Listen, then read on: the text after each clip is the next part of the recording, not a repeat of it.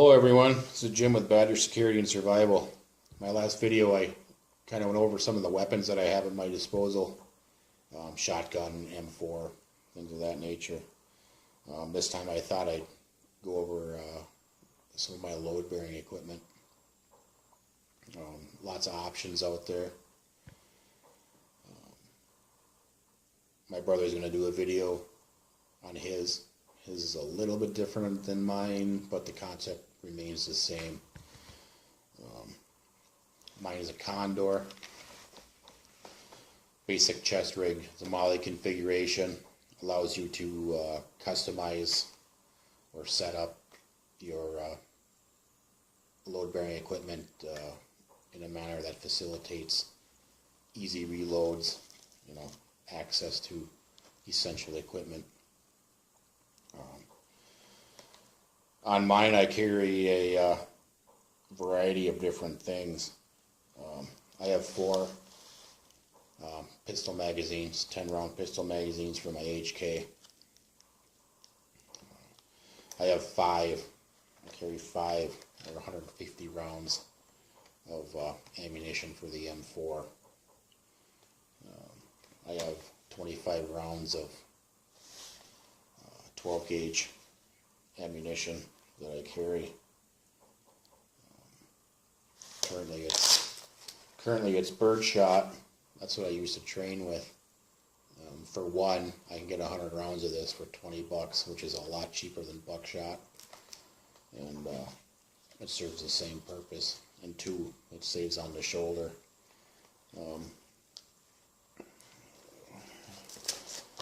I also carry a tactical flashlight. Again, that's easily accessible. Everything is in my work block. When I bring my handgun up, when I bring my rifle up, what have you, everything is right here. When I bring my handgun up, the magazine, it just out and in.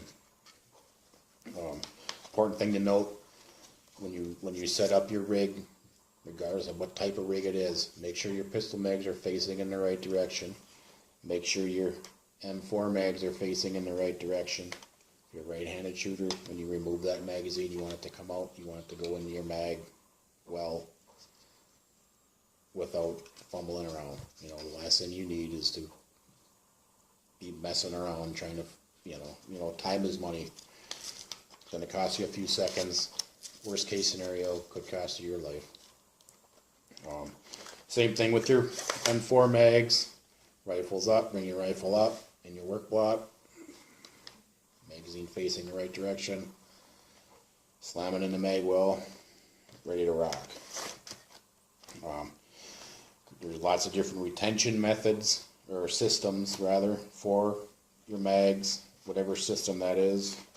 I like to remove that prior to,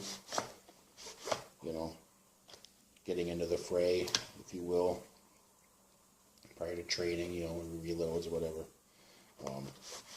Costs you a few seconds, whatever. It's all ready to rock. Pistol mags, flip the pouch up, just the flap up, whatever. Get them out of the way, so it's right there. Things of that, just simple things. In the front, small administrative pouch, for maps, whatever. Something that's easily accessible. I keep a small pair of binoculars in there. I suppose you could carry your compass in there, whatever you need. Other than that, I kind of chose this rig. I like it because it's an overall lightweight unit. It doesn't interfere with the packs on my straps on my pack.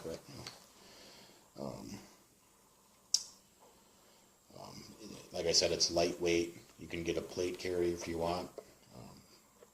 So you're adding weight, and I don't see really the benefit of it. If I'm going to carry extra weight, I guess I'd rather have it in the form of sustenance or water, you know, extra handle if you think you need it. But to each his own, you know. That's like I said, it's your personal preference. So do what's suitable to you, pleases you, I guess. There's a few things that I don't carry on this. I choose to carry them attached to my trouser belt, and a lot of guys don't like that either. Like again, each his own. But I carry my handgun in a drop holster on my trouser belt. I carry my knife on my trouser belt. And the reason I do that is, if for whatever reason I have to get rid of this unit, this rig, I still have two, you know, forms of defense. My knife and my handgun. My drop pouch holster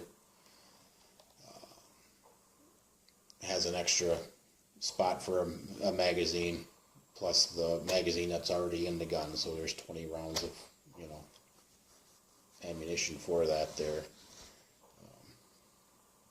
My knife, you know, I like to have that. This happens to be a Cold Steel SRK. It's an older one. Put it through the paces a few times. It's been a really, really good knife for a while, for quite a while. It's the older carbon V steel.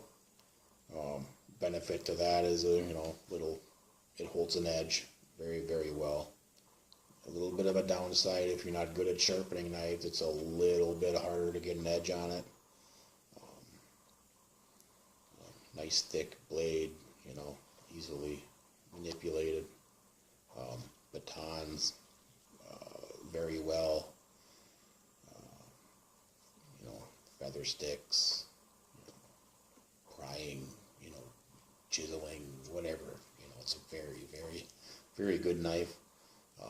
Nice thick blade on it, full tang, Kraton handle, good, you know, all weather, non-slip type handle. Is it the best knife in the world? I don't know. I haven't tested them all, but I can tell you this: it's been a very, very good knife for me. My advice is to research this stuff. Lots of good videos out there on knives. They do all the work for you. The newer Cold Steel SRKs, I believe, have the AUG 8 steel, I think it's called. And that's, you know, from the reviews that I've seen, it's still an outstanding knife.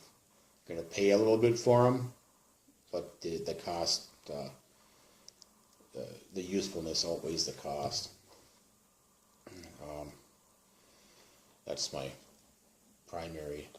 You could probably fight with it. I'm not a knife fighter.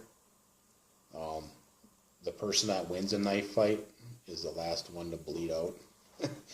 So I try to avoid that, you know. But it's, you know, it's a very well balanced knife. And again, I carry that on my trouser in case I have to get rid of this. The other knife I carry in my pocket is this Benchmade folding knife. Useful little knife, a little handier for a lot of things. Holds an edge very well, lightweight. I've had this for many, many years. Works good for smaller things, you know, with your meal, things of that nature. Whenever you need a smaller blade. Good little backup. Yeah, I like it. Again, a little bit more money, but you get what you pay for. So, something to think about there. A couple other knives that I figured I'd show you real quick. Things I don't carry these. They were gifts. Kind of cool though. This is another Cold Steel. This is also a carbon V steel. This is their Tonto blade. I don't have a whole lot of use for this. It's a cool looking knife, I guess. Got that same thick, full tang blade. I can say this about it is it batons very, very well. By design, it's a fighting knife. So if you were into that sort of thing, you'd probably find this very useful. It's a cool knife though. Not much use for survival type situations, but it's a good blade. Here's another one that I do not carry. It's heavy. This is a military M9 bayonet. Like I said, it's heavy. This one's made by Buck. It's got great steel in it. It's just not very useful to me. It doesn't baton very well. I've kind of put this through all the same paces I put the SRK through, and the SRK came out on top and everything. So, but again, it's for what it's designed for. I mean, it has this cool little wire cutting configuration on it. It's for what it's designed for. It serves the purpose. I choose not to carry it. I got, like I said, I have other knives that are better. So that being said, research some of this stuff. Like I said, my brother's going to put a video out on his load bearing equipment. I hope you find this useful. If you think of some other topics that you'd like us to cover, we'd be more than happy to look into it and maybe post a video on it. Yeah. Thanks for watching. Till next time, prepare yourselves. Make yourselves ready. God be with you.